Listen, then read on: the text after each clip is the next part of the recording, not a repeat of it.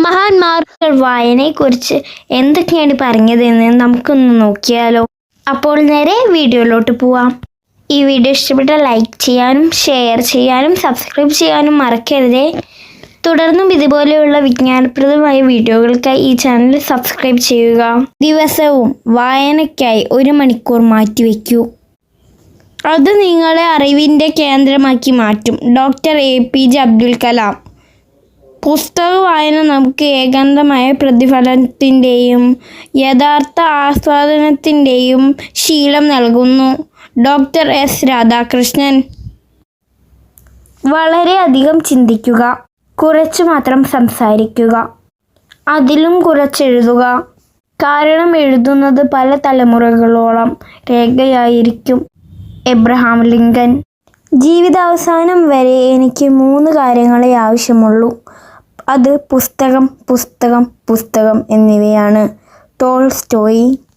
വായനയിലൂടെ പോലും വളരാത്തവർ മൃഗതുല്യരാണ് എന്ന് വിശേഷിപ്പിക്കാനാണ് ഞാൻ ഇഷ്ടപ്പെടുന്നത്.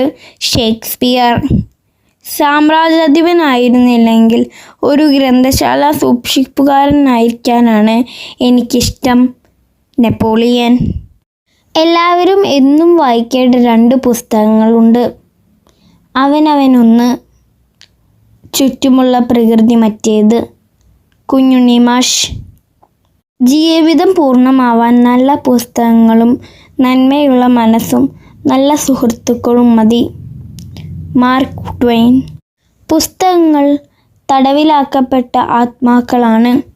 അലമാരകളിൽ നിന്ന് പുറത്തെടുത്ത് വായിക്കപ്പെടുമ്പോഴാണ് അവയ്ക്ക് മോചനം സിദ്ധിക്കുന്നത്. Samuel Buttler. ജീവിതത്തിലെ ദുരിതങ്ങളിൽ നിന്നുള്ള മോചനമാണ് വായന പകരുന്നത്. Somerset Maugham.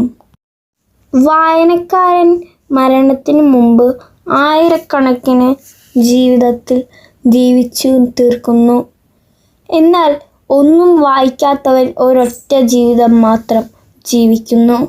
George R Martin.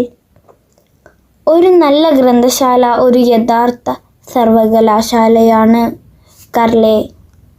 പുസ്തകങ്ങളില്ലാത്ത മുറി ആത്മാവില്ലാത്ത ശരീരം പോലെയാണ്. Christopher Morley.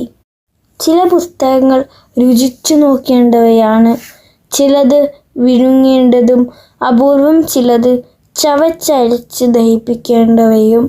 Francis bacon.